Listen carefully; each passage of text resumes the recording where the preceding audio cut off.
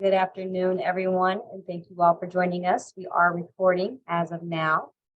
Please make note to the chat to be respectful in your comments and that this is a public. I'm going to turn it over to our narrator tonight, which is Carla Bowman from the Euclid Public Library. Thank you. Hi, thank you. I'm so glad to be here this evening. Again, my name is Carla Bowman from the Euclid Public Library, and I want to welcome everyone to this evening's program. This is a joint program between the East Cleveland Public Library and the Euclid Public Library. And this is the last in a series of 3 programs where we have been discussing the book Born in Blackness, Africa, Africans, and the Making of the Modern World, 1471 to the Second World War. And we are very excited to welcome the author of the book with us tonight. The author will speak about his book, and then we'll have time to ask questions, answer questions at the end. If you think of a question as we're going through, please just throw it in the chat, and we'll go through those again at the end of the program. We do have 10 signed copies of the book, Born in Blackness, as giveaways. So we will pull names of the winners and contact the winners in the next few days to stop by the library to pick up their copy of the book. So now I would like to introduce our speaker. Howard W. French is a career foreign correspondent and global affairs writer and the author of 5 books, including 4 works of nonfiction and a work of documentary photography. Howard French worked as a French-English translator in, I know I'm going to get this wrong, Abidjan, Ivory Coast, in the early 1980s, and taught English literature for several years at the University of Abidjan. His career in journalism began as a freelance reporter for the Washington Post and other publications in West Africa. He joined the New York Times in 1986 and worked as a metropolitan reporter with the newspaper for 3 years.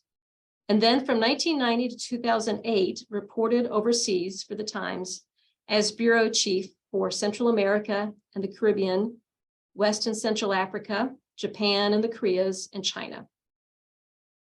Dr. French is the president of the board of directors of the IRIN News Agency. He was a 2011-2012 fellow of the Open Society Foundations. Other awards include an honorary doctorate from the University of Maryland. The book that we're discussing this evening, Born in Blackness, won the Museum of African American History Stone Book Award for 2022. This is an award that recognizes the most exemplary contemporary scholarship and writing within the field of African American history and culture. So thank you very much, audience, for joining us. And thank you, Dr. French, for coming here to talk to us about your book this evening. Thank you very much for having me. Thank you for the introduction, Clara. Yeah, is there anything that I left out of your bio that you'd like to add? No, I don't think so. I hear it so often that it sort of makes me cringe a little bit, but you got everything right. Thank you. Okay, all right, well, very good. So I think we'll just go ahead and jump into our questions. So the first thing we'd like to ask you to talk about is what was Africa's role in the book's, as you mentioned, the book's title, in the making of the modern world. Thank you. So one of the principal reasons I took on this project and wrote this book is because of gradual response in adulthood to things that I had learned in childhood and in school. And I think these are things that we all, or most of us at least, learn in school. And that is that the thing called the modern age begins with a quest by people in Southern Europe, in specific in Portugal and to a lesser extent in Spain, to figure out a route to the Far East. And this is the story that usually we all receive to explain how the modern age kicks off and how the world comes to be connected entirely together, each continent in a permanent way. Partly as a result of research I did on my last book about a previous prior book about Chinese history, in which I read a lot about the 15th century and the accounts of Portuguese navigators in the 15th century. And partly because of my experience as a journalist for the New York Times and elsewhere, working in the Atlantic Basin, I came to understand that actually this interconnection of the world that we describe as being essential to the birth of the modern age begins well before the Iberian voyages of discovery that we learn about. So, and it begins with voyages of discovery that are not concerned with Asia at all, in fact, but are preoccupied with finding ways for Europeans to connect to advanced civilizations and rich civilizations in sub-Saharan Africa. So these are things we don't usually hear at all about. We don't ever hear. In fact, let me just back up to say the age of exploration, which is the tale of how the Iberians and most principally the Portuguese were set out in a sort of obsessive way to discover the Far East by sea, right? If we hear about Africa at all, in the description of the opening of that age in the 15th century, Africa is described as an obstacle. The Portuguese are trying desperately to figure out a way to get around Africa. Africa is presented to us as a geographic zone of no interest, only of danger, that it's tropical and therefore mysterious and deadly, and that but that there's no civilizations there and no sources of wealth there.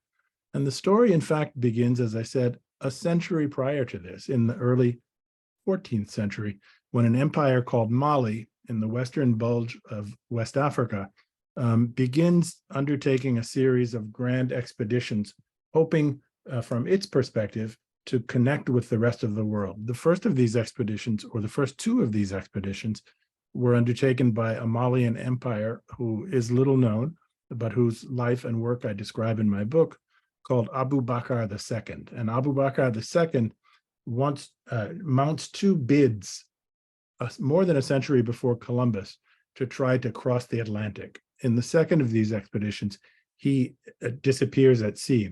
The emperor himself disappears at sea and is never heard from again. But the reason for these voyages is that Mali in the 14th century, and prior to that even, was the most important source of gold into Europe. The Europeans didn't know about Mali. They didn't know where the gold was coming from. They knew gold came from Africa, but it was arriving in Europe via Berber tribes and kingdoms that lived in the very north of Africa, in places like present-day Morocco. And so Abu Bakr II, as the ruler of Mali, was looking for ways to trade gold so that it didn't have to pass through the hands of middlemen in North Africa. And he mounts these two expeditions, the second of which fails. He disappears at sea. And then his successor, a man who is somewhat better known, especially in popular culture, sometimes he's called the richest person in the history of the world, is a man named Mansa Musa. And Mansa Musa, after the death of Abu Bakr II, crosses the Sahara Desert and goes on pilgrimage to Mecca. And along the way, he stops in Cairo. And Mansa Musa is traveling with an extraordinary cortege of traders and servants and court people, and he's carrying 18 tons of gold. And the 18 tons of gold Mansa Musa distributes. This is more gold than has ever been in the control of a single individual ever before or since in history. And he gives it all away in his pilgrimage before reaching Mecca, but in his pilgrimage in the stop in Cairo along the way. And he does this, I explain, because he is seeking recognition for Mali as a major player in the Islamic world, and he's looking for alternative trade routes that he can use to do commerce in his gold. He's advertising his gold wealth, and he wants to establish trade routes that get around the middlemen that I described of North Africa. So this is, as I describe it in my book, really the spark that births the modern age.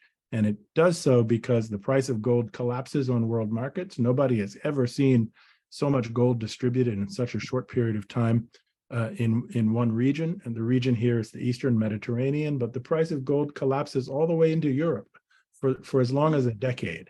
And this sets afire the imagination of the Europeans who become determined to figure out, where is this place called Mali, and what is the source of their gold? And how can we establish trade, not with some empty spot on the map of an Africa without civilization or culture, but with what becomes a fabled kingdom of incredible achievement and enormous wealth. And so this is a slightly long answer, I recognize, but in the beginnings of the 15th century, the Portuguese then take the lead in setting out by sea and trying to discover how to connect with Mali. And it takes them the better part of the 15th century, meaning the 1400s. From the 1430s all the way to 1470s, they are trying bit by bit to make their way down the coast of West Africa, looking for the source of this gold from Mali. The Portuguese never actually find a route to Mali because Mali is not on the sea, but they arrive in 1471, a date that exists in the title of my book, in present-day Ghana. And in present-day Ghana, they discover another fabulously rich source of gold in Africa, and they establish a trade in gold with the local population there that makes the Portuguese kingdom. Portugal was perhaps the weakest and the poorest nation in Western Europe at the time, and suddenly, by virtue of trade with Ghana in this place called Elmina, the Portuguese become wealthy. And this is what funds all of the great and much more famous Portuguese exploration that we have all learned about in school, such as Bartolomeu Diaz discovering a route into the Indian Ocean, and Vasco da Gama finally finding a way to the east that we all learned about, right? But this was all based on a breakthrough to West Africa and obtaining wealth via trade with West Africa, such that Portugal could finally get onto its feet as a prosperous kingdom in Europe and build a fleet of exploration. Tremendously important historical development. This is what connects all of the continents eventually, and therefore gives birth to the modern era. And by the way, just to finish up, this is also what gives birth to or lends life to the ambitions of Christopher Columbus, who has, as we all know, had this dream to sail west across the Atlantic in a bid to prove that the earth was round and that you could reach Asia by traveling west from Europe, right? Columbus had worked in the trade of gold for the Portuguese back and forth to Elmina in Ghana. He had worked as a ship's captain for the Portuguese, ferrying supplies to Elmina and ferrying gold back to Portugal. And in doing so, he begins to learn the currents of the sea that allowed him much later to cross the Atlantic and make his way back home to Europe.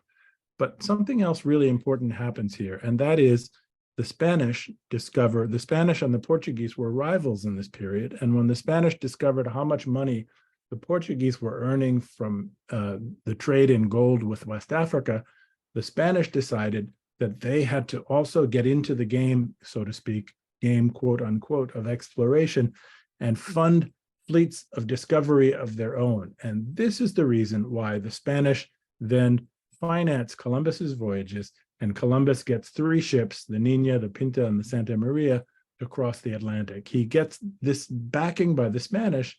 The Spanish had previously refused him.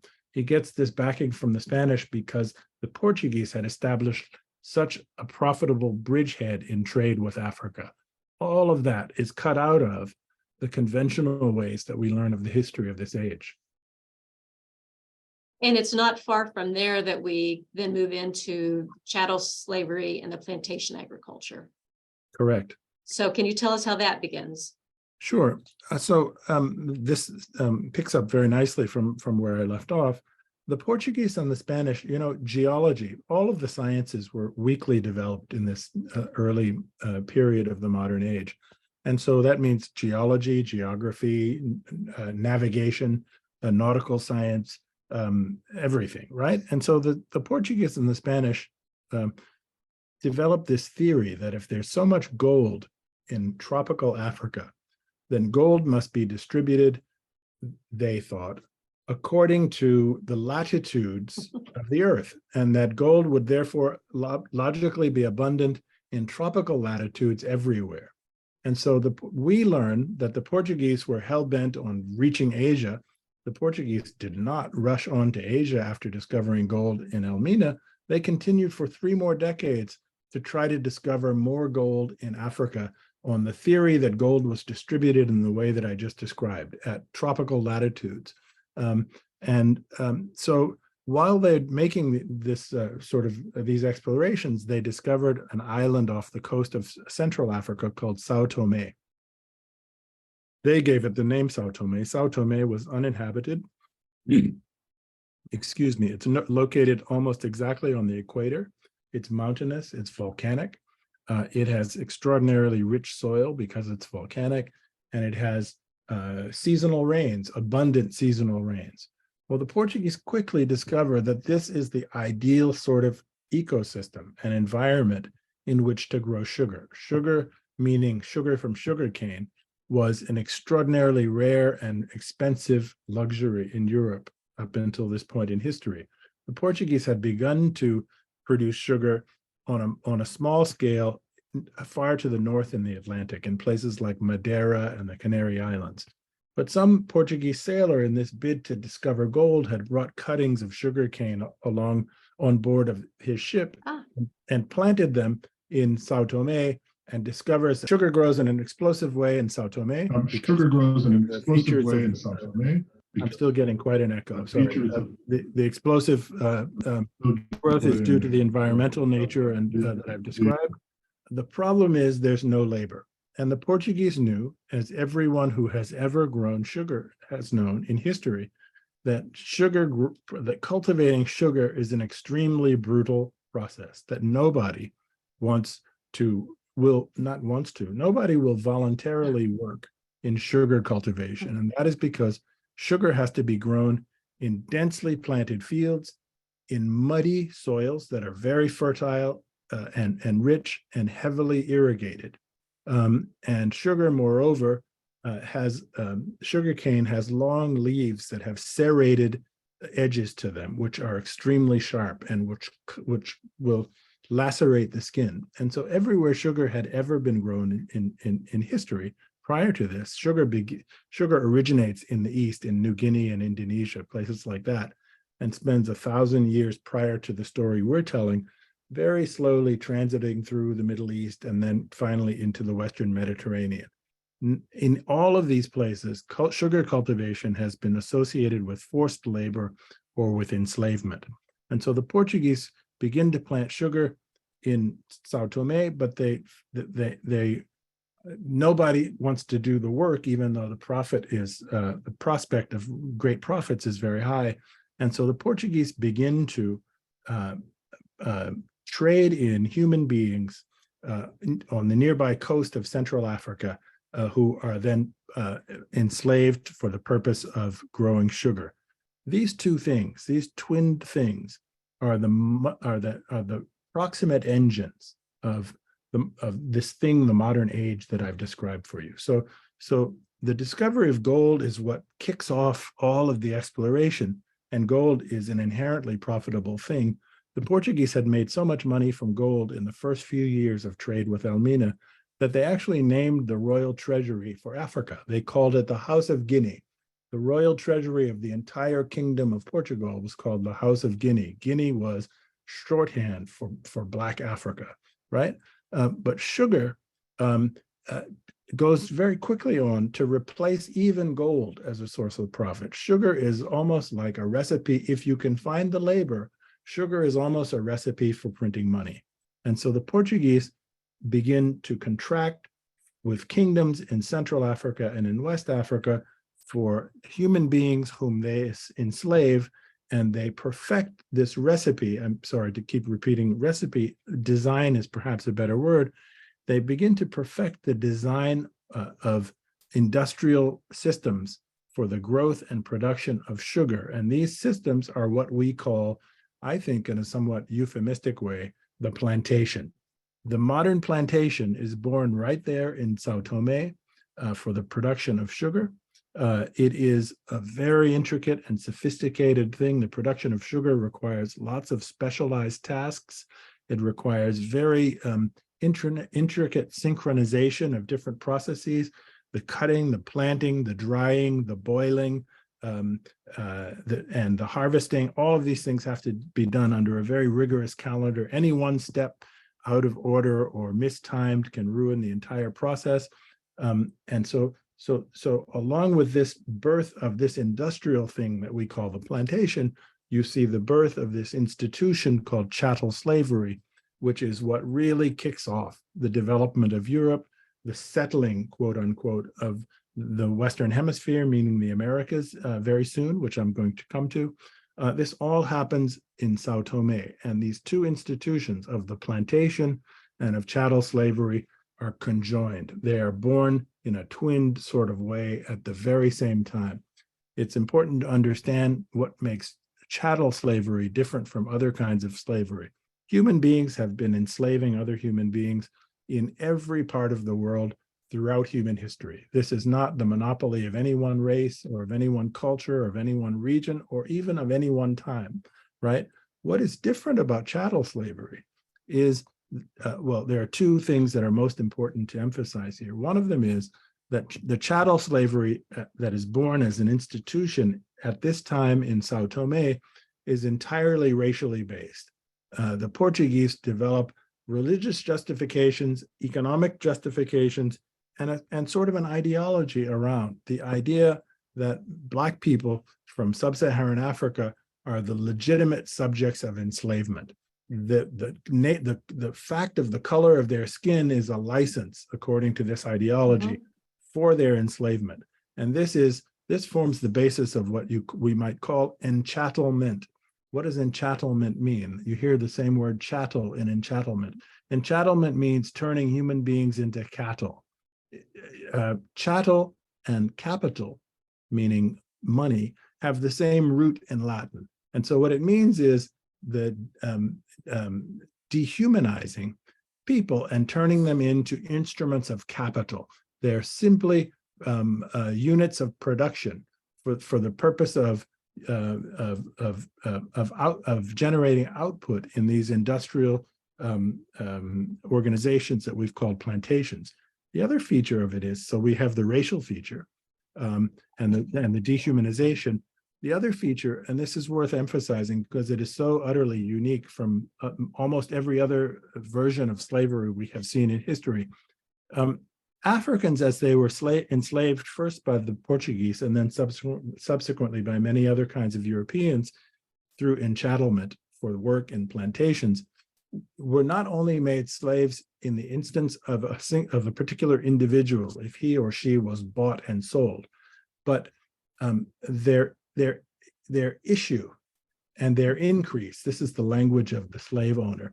Issue means they're the product of a couple. If the slaves don't die before a male and a female can produce a child, they have what's called issue and increase. That means they're producing capital. That's more capital, also more cattle, so to speak, for the profit of the slave owner. And this is not just a phenomenon that lasts one generation. So the slave, he or she, the person who's enslaved, taken away, sold into slavery is property. Her or his issue is property, and their increase, meaning further generations down the road, are all taken automatically as property. It becomes, according to this ideology, the natural destiny of all such people to remain slaves down through the generations and in the ownership or under the control of owners, right? That is chattel slavery. So these two things are born in Sao Tome. And by an accident of navigation, as you heard from me, the Portuguese are still trying in the 1470s, 80s to discover, and 90s to keep discovering gold. They're really very active. They're not rushing on to Asia. They're very actively looking for gold in tropical latitudes of Africa. And as they navigate down the coast of Africa, they copy a technique, a sailing technique that they learned from Arabs, which we call tacking. That means cutting backwards and forwards in ever larger triangles, out west to sea and then back east toward the continent in order to make their way down the coast of this enormous continent of Africa in a more rapid way, right? And as they are cutting these triangles, west to east, west then east, west then east, they bump into Brazil by accident. The Portuguese, Columbus was actually looking for Asia, right? He thought he had found Japan and China. He was, of course, in Bahamas and various other places like that, right? The Portuguese were not looking for to prove that the earth was round. They were not looking for other continents. They were looking for a way down the coast of Africa more quickly. And by doing this tacking at the turn of the 16th century, by accident, they bump into Brazil. And the Portuguese take over Brazil very quickly. Initially, so the Portuguese have built the beginnings of a new economy based on chattel slavery and on plantation agriculture for the production of sugar. And they quickly, when they discover Brazil has a very similar environment to Central Africa in terms of climate, et cetera, they very quickly try to begin growing and producing sugar in Brazil. At first, they do this with attempt to do this using indigenous labor from that part of the Americas. The Portuguese are carrying diseases with them that the native population has never encountered before, therefore doesn't have any immunity to. This produces an enormous death toll among the native populations of what we now call Brazil. And by the middle of the 16th century, meaning the 1550s, the 1560s, the Portuguese begin to get the idea that they should simply bring Africans across the Atlantic into the New World in ever larger numbers. This scheme to use native labor in the Americas isn't working. And so they get the idea to replace them with Africans. And this is really the birth of the mass transatlantic slave trade. I want to give you an idea of how quickly this begins to pay off for the Portuguese, and to help you imagine the scale of the tragedy that was involved for Africans. The Portuguese, by 1570, the Portuguese are almost entirely using African labor to grow sugar in Brazil. They're growing sugar in two huge regions of Brazil, Bahia and Pernambuco, both of them mostly sort of northern areas of Brazil. Between 1570, when African labor fully takes over, and 1630, Portugal earns more money from the production of sugar through chattel slavery and plantation agriculture than Spain made in the same period, raiding and sacking great indigenous empires in the Americas, things that you've all heard about. The Spanish conquest of the Incas and the Spanish conquest of the Aztecs and things like that. Spain was obtaining so much gold and silver from these military feats in this period that they had to invent an entire new class of ship to carry all of the metals back across the Atlantic and later to China, where they traded for silk and tea and various other things. This class of ship was called the galleon. They had huge fat bellies, and because they were so laden with gold or with silver that they could only travel very slowly, right? Spectacularly, Portugal in this same period, through the much less dramatic, but in fact even more tragic process of chattel slavery and plantation agriculture, is out-earning the Spanish in Brazil through the production of sugar. In 1630, we see England gets in on this game quote unquote. It sees how England had been a bit player in the contest for intra-European power up until this time in history. England was not a major power in Europe, in other words, nor was France briefly in this period. Spain and Portugal were the big players for the reasons of their two approaches, which I've just described. Portugal, plantation agriculture, chattel slavery; Spain, conquest and gold and silver. So England captures or seizes control of the island of Barbados in the Eastern Caribbean, which is not far from the coast of South America. And it copies the techniques of the Brazilians, the Portuguese and the Dutch, who lived and exploited Africans in Brazil for the purpose of producing sugar on their own in Barbados. Barbados is 1/6 the size of, I'm a New Yorker, so I'm going to use a local reference geographically to help you with this, but I'll also use one from another part of the country. Barbados is 1/6 the size of Long Island here in New York. It's 1/3 the size of Los Angeles, the city of Los Angeles. When I say size, I mean surface area, right? In that tiny surface area, the English brought as many slaves as were brought to the United States, or to the territories that were eventually that eventually became the United States. As many human beings from Africa were brought to grow sugar in that tiny surface area, Barbados, as were brought to what would become the United States across the entire history of the United States. And in Barbados, between 1630, when the English first begin to do this, and the end of that century, meaning the end of the 1600s, England had earned as much as Portugal had earned in Brazil. In other words, also more than the Spanish had earned in sacking the Aztecs and the Incas. The English then get on their feet as an imperial power. This begins to help them finance a big fleet. They have a war with Spain, very famously. The Spanish Armada attacks England. England is now capable of mounting a great defense and defeats the Spanish Armada. England takes over the island of Jamaica, which is much bigger geographically speaking than Barbados. It then installs, so that happens in 1707. England then installs this sugar industry with chattel slavery on a far bigger scale, on a far bigger island in Jamaica. And England is therefore off to the races as an imperial power. British people, I talked to you about how we as Americans tend to learn about the birth of modernity and the age of exploration, things like this.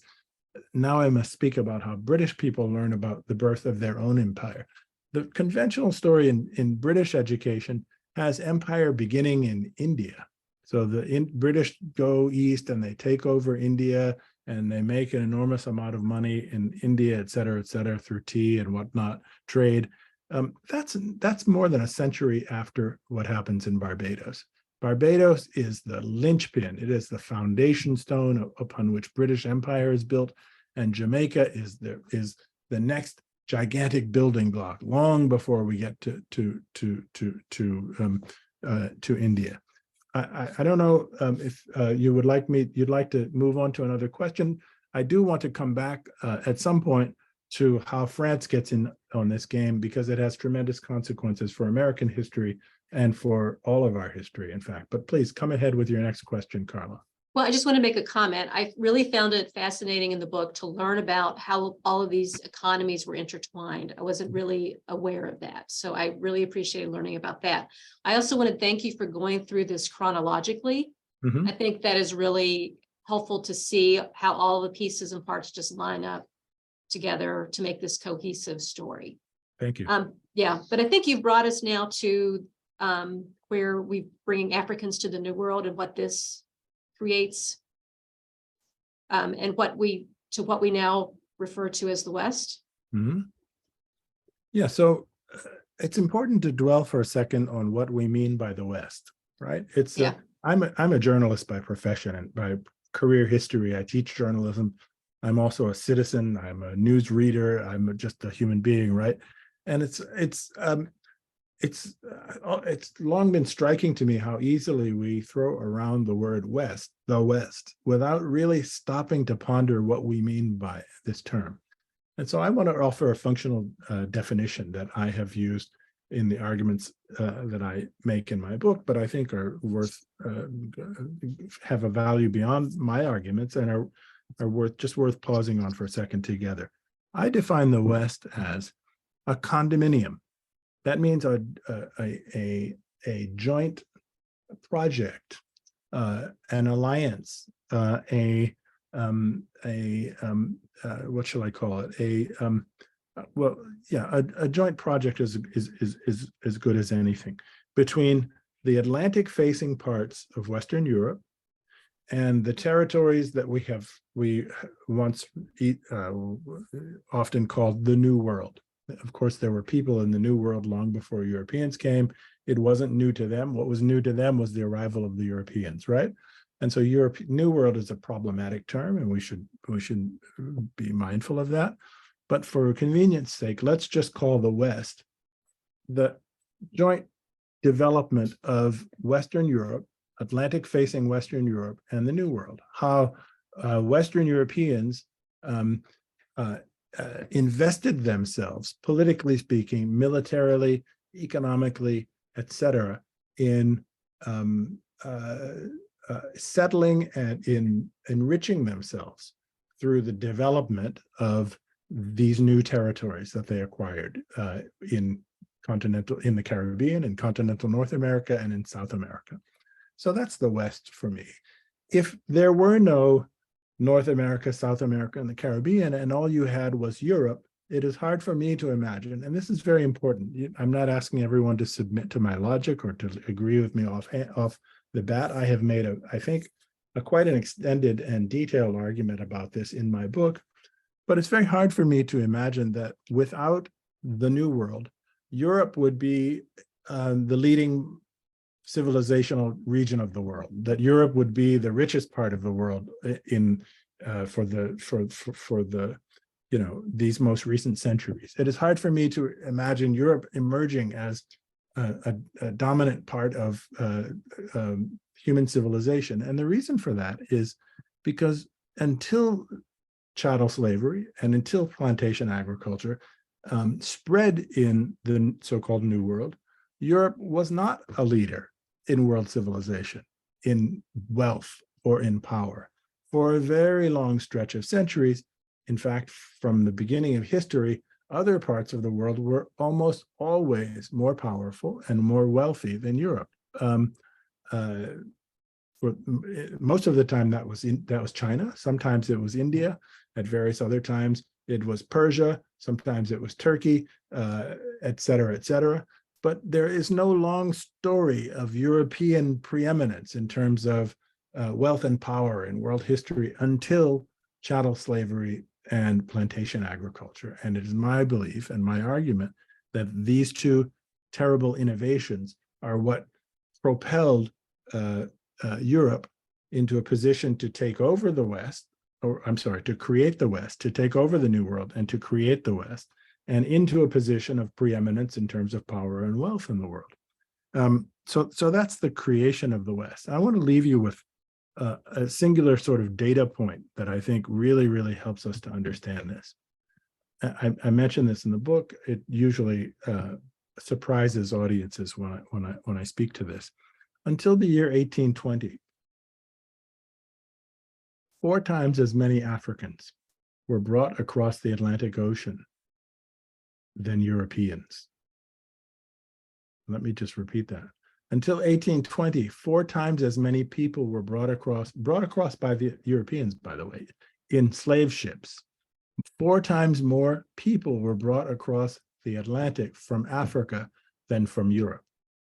That means, that simple figure, I think, helps convey the extent to which the settlement and the economic exploitation, the clearing of forests, the digging of ditches and canals, the harnessing of the environment, the development of agriculture, the building of road systems, of railway systems, what have you, was dependent in the foundational period of settlement of the so-called New World, how extraordinarily dependent these things were on chattel slavery and on the exploitation of African labor.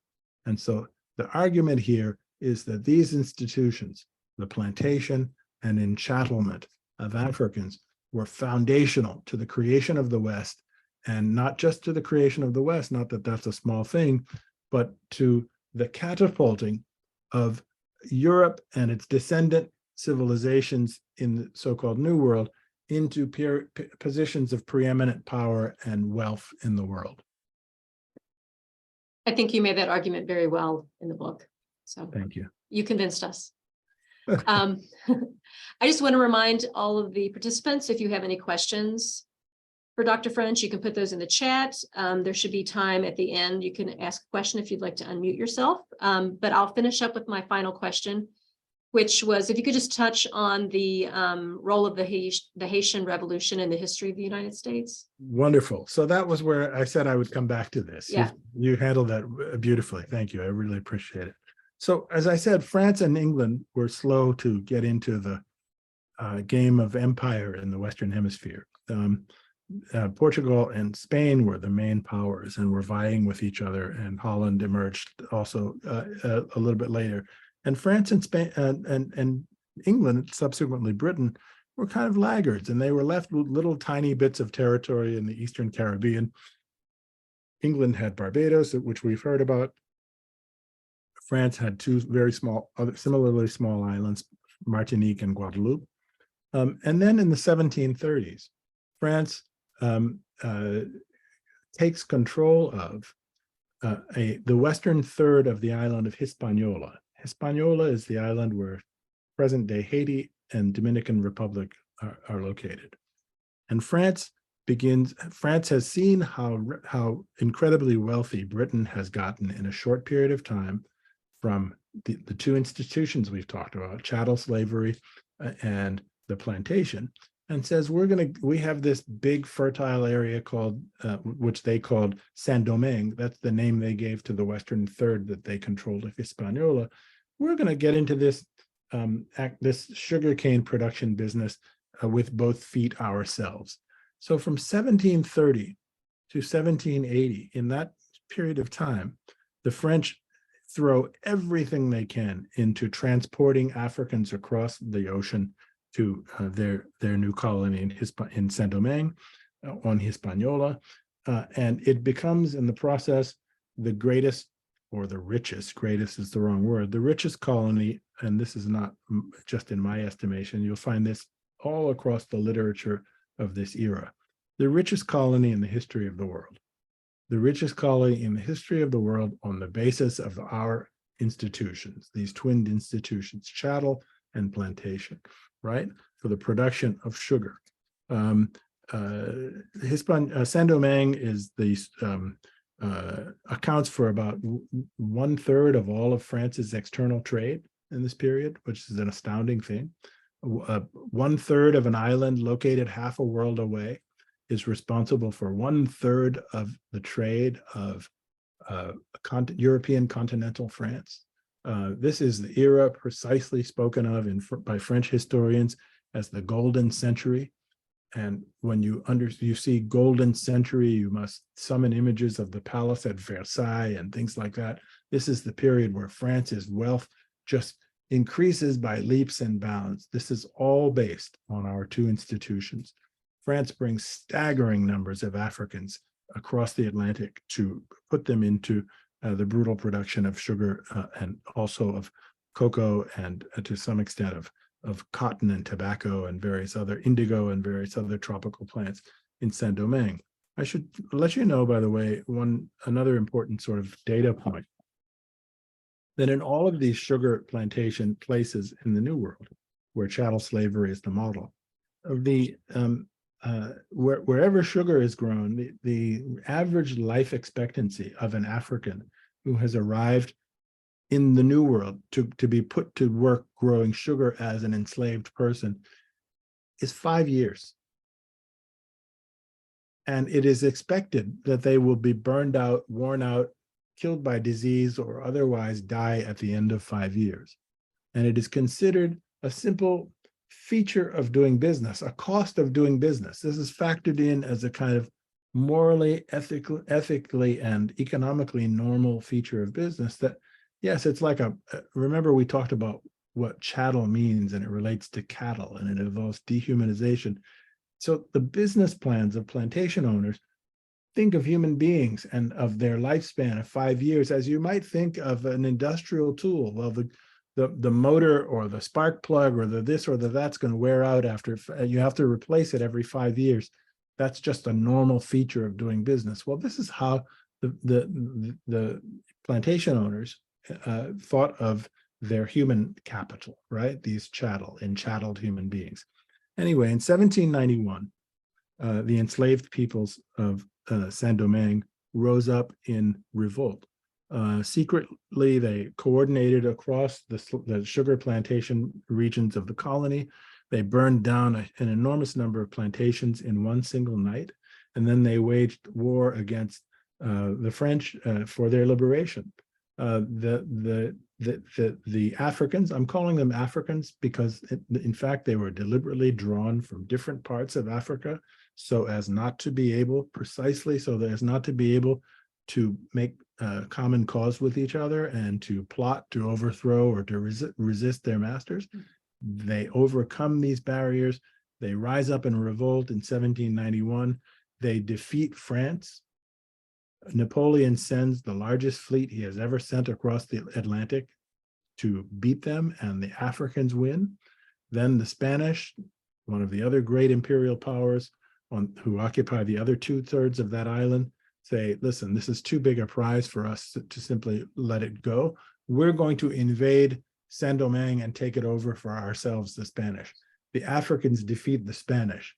Then the British, who control nearby Jamaica, you can see Jamaica from a certain part of Saint-Domingue. The British send their fleet, and the Africans defeat the British. By the way, more British died at the hands of the Haitians than they died in the American Revolution. We all learn about the American Revolution, and there's good reason to learn about the American Revolution, but somehow we don't learn about this. More British people died in trying to keep Haitians enslaved because the Africans won than British people died in trying to keep America as a colony, right? And so the Africans have defeated the French, they defeat the Spanish, they defeat the British, and then Napoleon, who is the Emperor of France, comes back yet one more time, sends another enormous fleet across the Atlantic to try to defeat the Africans, and the Africans win this time in 1804. Napoleon gives up. Haiti is born as an independent republic, the second republic in the Americas after the United States. Haiti and the Haitians, must now be called, write a constitution at this time, which is I call the most thorough fulfillment of the values of the Enlightenment ever realized in this era up until this point. Haitians write into their constitution not only that there shall never be slavery again, but that all people are created equal, get this, regardless of race, that there shall be no discrimination, not just by whites against blacks, but by blacks against whites, or by any race against any other race. Now, as my audience will know, we here in the United States didn't get around to making sure that racial discrimination was legally invalid until the lifetimes of many of the people in the audience, certainly my lifetime, right? In 1967, the Supreme Court ruled in a case called Loving versus Virginia that white people and black people could marry each other legally for the first time in the state of Virginia, right? Think of that. In 1804, the Haitians in their constitution had judged that there shall not be any kind of discrimination between races on any basis whatsoever. Okay, so now back to your immediate question, Carla, which is how did this form American history? Well, Napoleon nearly bankrupted himself by trying twice to defeat the Haitians, to send these enormous fleets across the Atlantic and each time losing. Napoleon had campaigns in Europe at the time, especially against Russia, trying to subdue Russia and to aggrandize France as a big empire in Europe. And Napoleon had to make a choice. Do I hold on to my American holdings and maybe lose in Europe? Actually, Europe's where France is, so that sounds pretty dangerous. Or do I liquidate my American holdings, sell them so that I have enough money to continue my campaigns in Europe? And of course, that's what Napoleon did. Napoleon sold France's enormous holdings in North America. We in this country forget too often that France used to be a big colonial power even in America. It controlled the so-called Louisiana Purchase, which is most of the Midwest, from the upper Midwest all the way down to Louisiana. And so France agreed with the Thomas Jefferson administration to sell the Louisiana Purchase to the United States for $15 million because it was desperate for money, because the Haitians had defeated France twice. And so by virtue of the Haitian victory, the United States then becomes doubled in size overnight as a result of the Louisiana Purchase. And really, for the first time in its history, starts to become a truly continental power. You know, this opens up further exploration of the country and domination later, subsequently of the western parts of the country, meaning all the way to California. But it also does something of extraordinary immediate economic importance. It opens up the Mississippi Valley for the institutions that we saw that were born in Sao Tome of plantation agriculture and of chattel slavery. And there is a gigantic forced migration of enslaved African Americans out of the so-called Old South, places like Virginia and South Carolina, literally walked by foot across the United States into the Mississippi Valley, where they were then put to labor in plantations for the purpose of growing cotton. And cotton becomes in the second part of the from the late 18th century through the middle of the 19th century, by a very grand distance, the most important economic product of the United States. It's leading export by far. The most important source of profit from banking and from labor is cotton. Cotton is, of course, the sine qua non, meaning the indispensable ingredient of the Industrial Revolution. The Industrial Revolution, which is taking place beginning in England in this time, involves the creation of textiles and cotton in industrial mills. The raw ingredient used for these textiles is cotton. This cotton is sourced in the Mississippi Valley. It is grown in plantations through chattel slavery. And so you see this intricate enchainment that I talked about as the basis of the West. Britain is rising first through, we all rose eventually through industrialization, but Britain is rising first through industrialization, and its raw materials are being produced across the Atlantic in the New World through another kind of industrial organization, meaning the plantation and the use of chattel slavery. The United States begins to grow commercial cotton in a significant way in the 1790s. And back then we're talking about tens of thousands of bales of cotton. I can't tell you what the net weight of a bale of cotton was, right?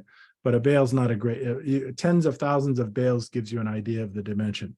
So by the outbreak of the Civil War in the United States in 1860, the United States is producing cotton by the billions of pounds. Okay, so we've gone from a few tens of thousands of bales of cotton in the 1790s to billions of pounds of cotton. And this gives you an idea of the explosive growth of the American economy through the agricultural production of the plantation on the basis of chattel slavery.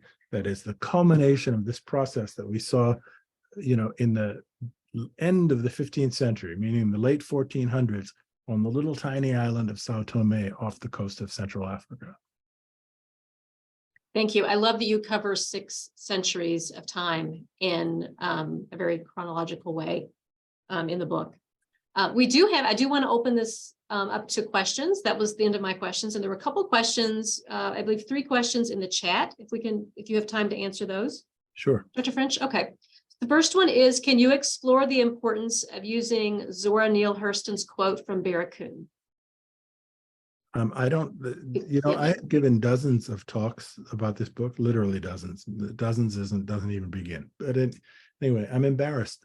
I don't have the quote fresh in mind. I've never been asked this question before.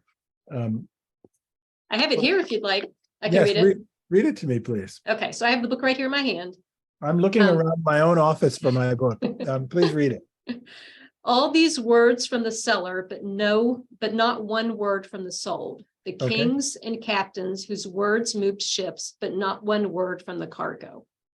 So thank you. And I didn't even need you to finish the reading for me to remember why I had used it, right? So hopefully the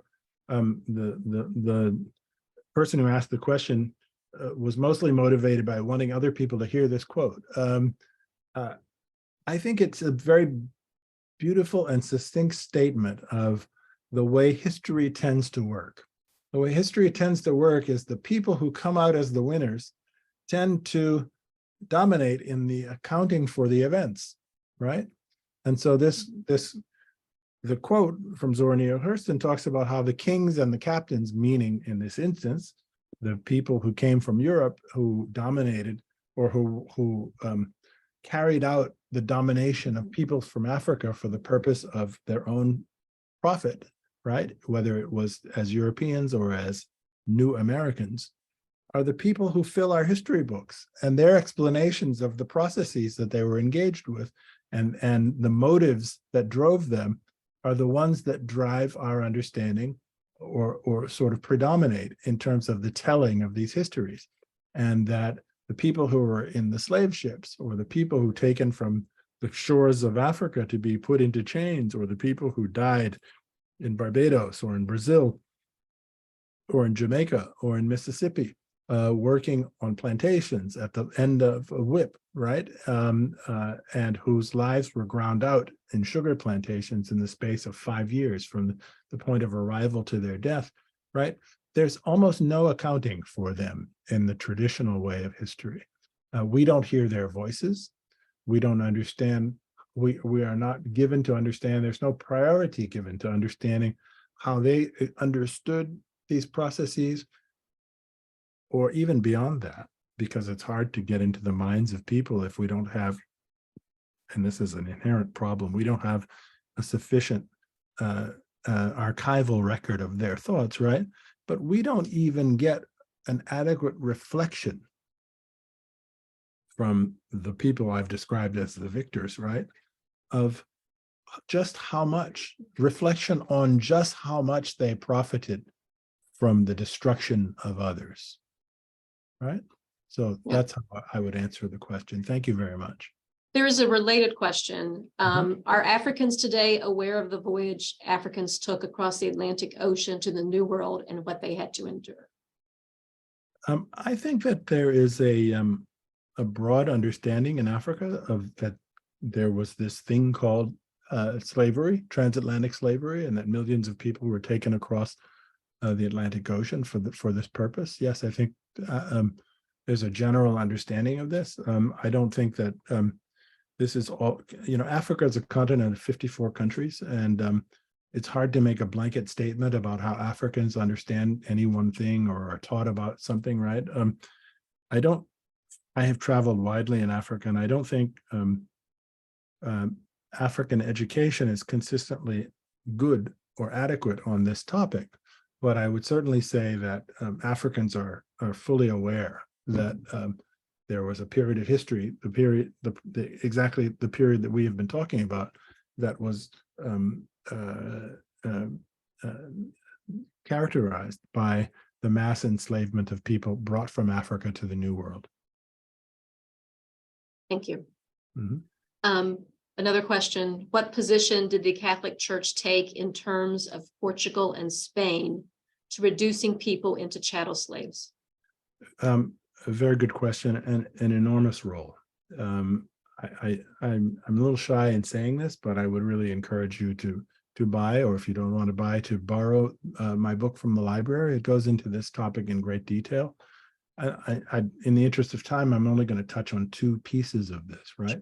So the Catholic Church, at the beginning of the birth of a commerce in human beings as chattel, was wrapped up in a struggle with the Islamic world. Subsequently is wrapped up also in a struggle with the Protestant world. But in the first instance, it was wrapped up in a struggle with the Islamic world. And a justification that the Portuguese and then the Spanish used with the Vatican, meaning with the Catholic Church, for their enslavement of human beings on the basis of their race, which is what we said chattel consists of, right? Was that the Portuguese and the Spanish would ensure that these Africans were converted to Christianity, and that this would prevent them from becoming Muslims. And by preventing them from becoming Muslims, the cause of Christianity would be advanced in the world. And so it was on the basis of this flimsy justification that the Catholic Church gives an initial blessing, so to speak, or green light for what becomes a mass trade in human beings as chattel across the Atlantic.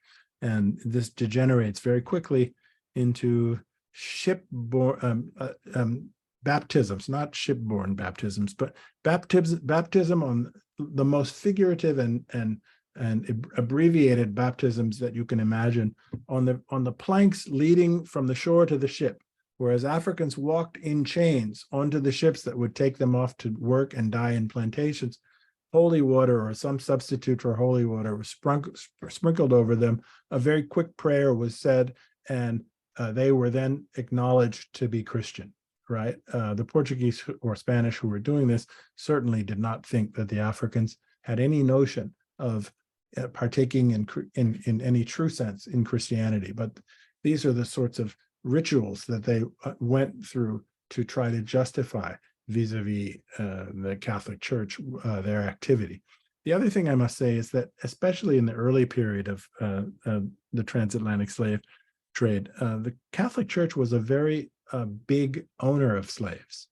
It operated plantations itself in Mexico. Mexico is not normally thought of as a giant site for the slave trade, but in the first century and a half of the transatlantic slave trade, Mexico had quite a lot of Africans brought there as to work in plantations and in other industrial activities. And the Catholic Church was a big landowner in Mexico. And the Catholic Church had there was a priest named Las Casas, a Spanish priest, who became preoccupied with the enormous death toll that the native populations, Native American populations of Mexico and other parts of the Americans were experiencing. And he argued relatively successfully that the enslavement and brutal treatment of native populations had to be reined in, right? And so this led to, just like I described in Brazil, for a period of time in Mexico, the substitution of Africans for native peoples in processes involving slave labor, right? And so huge numbers of Africans were enslaved in Mexico on Catholic-owned plantations. This was also true in Hispaniola. This was true to a lesser but nonetheless significant extent in Brazil and in various other places. And so the Catholic Church was a major player throughout all of these periods in these various places in these processes. Yeah, I don't think I realized that they actually owned plantations. So The Jesuits. that's what's okay. Mm-hmm. Another question from the chat. Can you talk about the sale of Africans by other Africans? Sure. So as I said earlier, slavery has been is a universal feature of human civilization.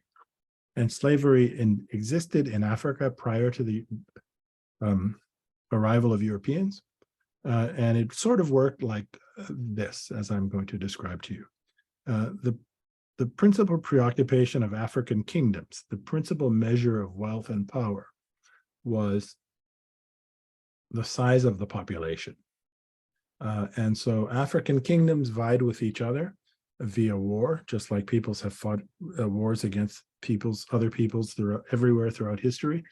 And a central feature of these African wars was the absorption of the defeated captives into the victorious society.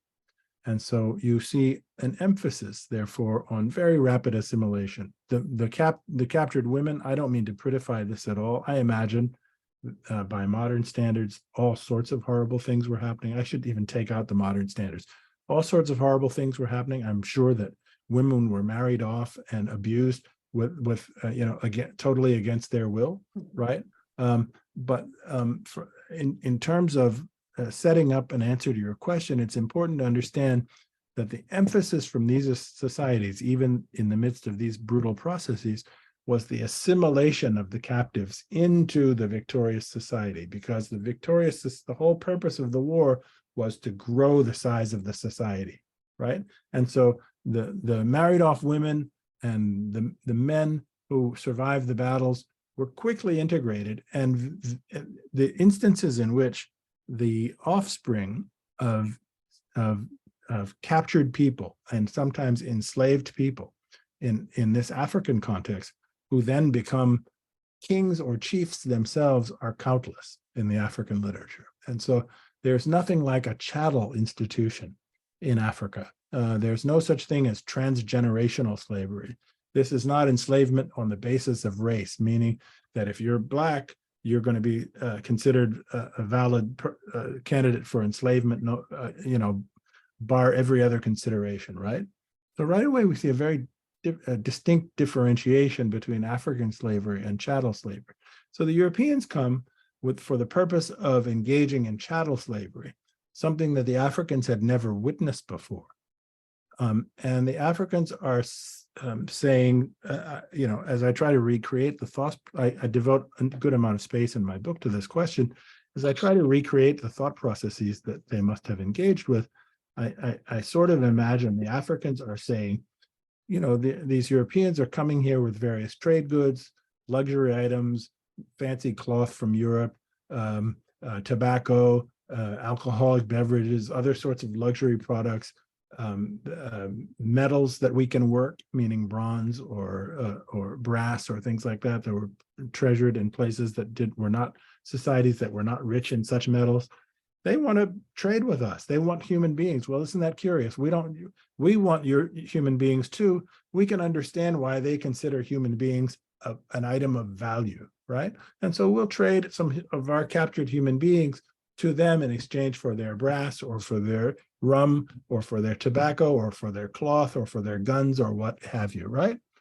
The Africans who were doing this, who were engaging in this kind of trade, were not going off on the ships to Haiti or to Jamaica or Barbados or Brazil to actually see the purposes to which these other Africans were being put. They had no picture of this. I'm not saying that these are heroes. They have sold other human beings, which to our contemporary sensibilities is a contemptuous sort of thing, right? And I completely buy that, right? I cannot imagine wanting to be part of the sale of another human being under any circumstances. However, the kings and chiefs who are selling enslaved Africans into bondage across the Atlantic have no picture of what chattel slavery is. They have no idea. It doesn't exist in their midst. They have no idea of plantation agriculture.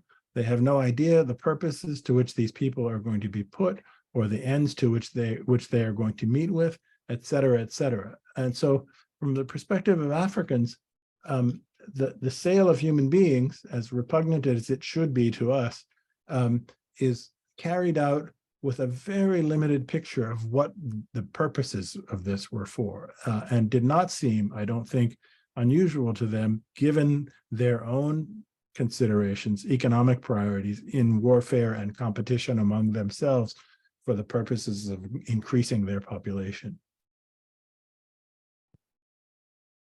Yes, thank you. So I think we probably have time for one more question. If anyone wants to unmute to ask one final question, I think that would be okay. We're running up kind of against our time, but I wanted to make sure that all the questions from the audience, everyone had a chance to ask a question. So I'll just pause a moment.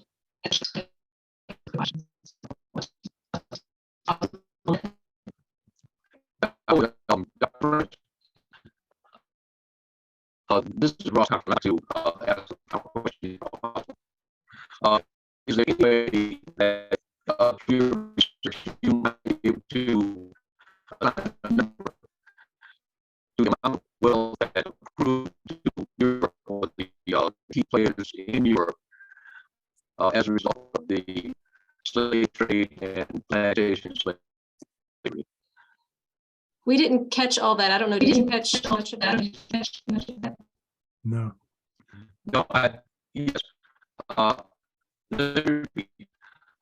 In your research, have you come across any data or number that would indicate the amount of wealth that grew to Europe as a result of the slave trade and chattel slavery?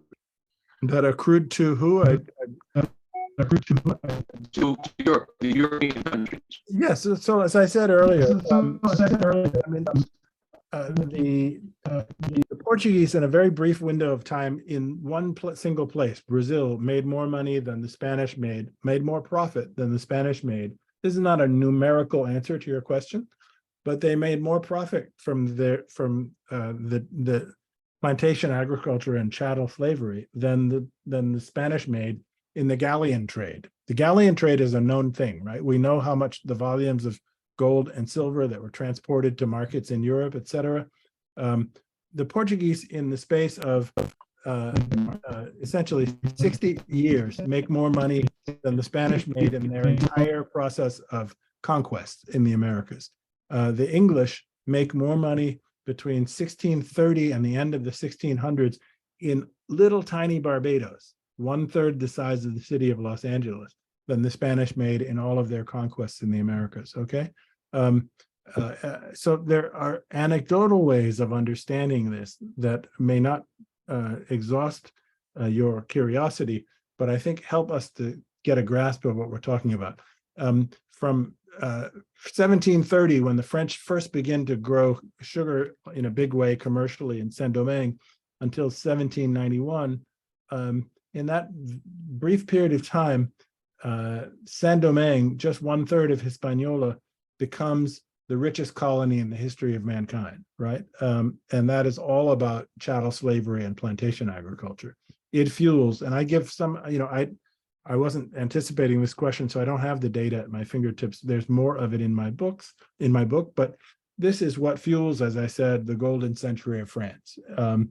And so I don't think there's much sincere dispute, and sincere is the operative word here, about the amplitude of the wealth effect derived from these processes.